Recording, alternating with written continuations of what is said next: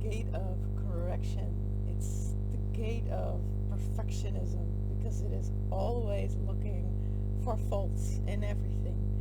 This is an instinctive noticing of things that are not quite right, things that can be improved, things that can be bettered.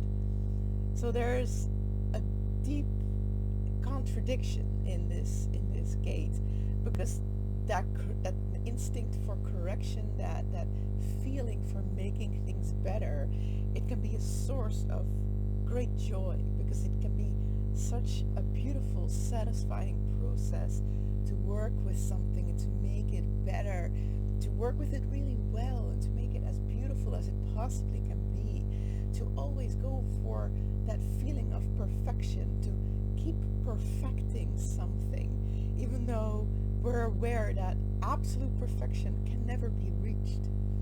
But when we do believe that perfection could and should be reached, then this gate can really turn into the shadow side of it, which is that unsatisfying, always looking for something to criticize, always having to have something to fix, never actually enjoying things for what they are because it always has to be better.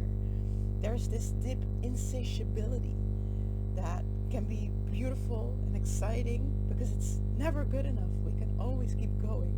But at the same time, it's never good enough and we can always keep going.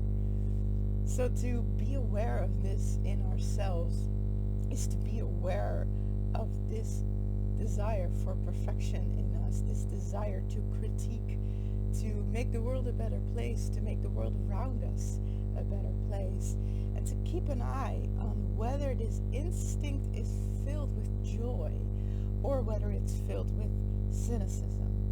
Because that's a very important thing to keep an eye on if we want to be able to keep overflowing with energy of life. Because as soon as we get that frown on our face and it becomes an impossible task to always keep going and keep making things better because it's never good enough and everything is wrong, then we're not actually tuning into the life flow that keeps us excited and enthusiastic about all the different tasks that we get to complete.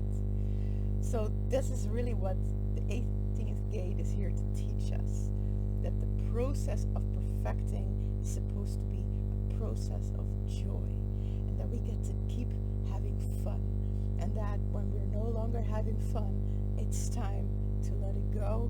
It's time to accept things exactly as they are and relax for a moment. Just breathe and come back to ourselves so that we don't get lost in all the things that need to be improved about this world. Thank you for tuning in. Thank you for listening. My name is Ariana, and as Eraani, I give human design readings and initiations, and I'm very excited to be here and share everything that I have learned in my 14 years of experience with human design and the 7 years I've been teaching it. So you can follow me for more of these insights because I will keep being here, and I will see you in the next one.